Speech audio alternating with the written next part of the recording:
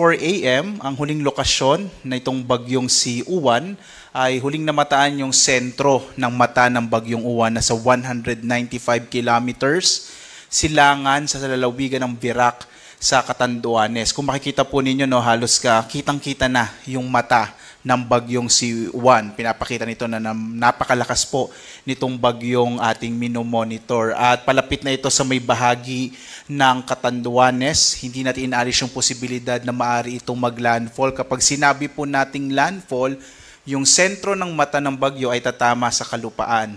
Ang kanyang lakas ngayon ay nasa 175 kilometers per hour malapit sa gitna at pagbugso na nasa 215 kilometers per hour. So mahigit 10 kilometro na lamang po or mahigit 10 kilometers per hour na lamang ay maaari nang maabot ng bagyong Uwan ang super typhoon category at nakikita natin na posible po itong mangyari ngayong umaga. Ang kanyang pagkilos ay medyo mabilis po, no? Pakanluran, hilagang kanluran sa bilis naman na 35 kilometers per hour. At makikita nyo, patuloy nyo pong makikita na malawak yung sakop ng bagyong Uwan at maapektuhan nga niya ang malaking bahagi ng ating bansa, lalong-lalo na yung Luzon at Visayas. Base rin sa mga monitoring po natin sa iba't ibang istasyon ng Pag-asa, nakakaranas na po ng mga pag-ulan, lalo na itong bahagi ng Eastern Visayas at Bicol Region. Marami na po tayong itinaas na mga heavy rainfall warning sa mga nabanggit na rehiyon.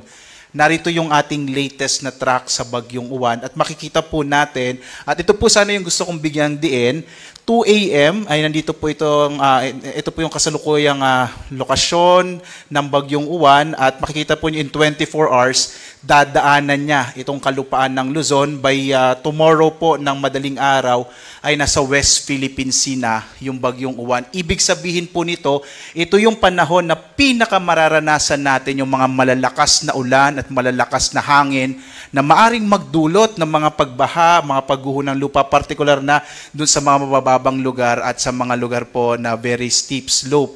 Nakikita po natin base sa track na posible pong lumapit, partikular na sa may bahagi ng Catanduanes, itong bagyong si Uwan.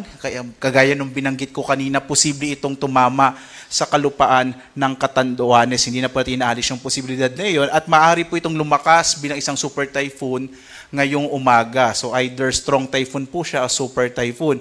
At makikita rin natin na mamayang gabi, inaasahan na po natin, natatama naman sa kalupaan, either Aurora po or sa may southern part ng Isabela, yung bagyo at babaybayin niya po itong northern or central Luzon bago tuluyang lumabas ng patungo po sa may West Philippine Sea bukas ng madaling araw. Inuulit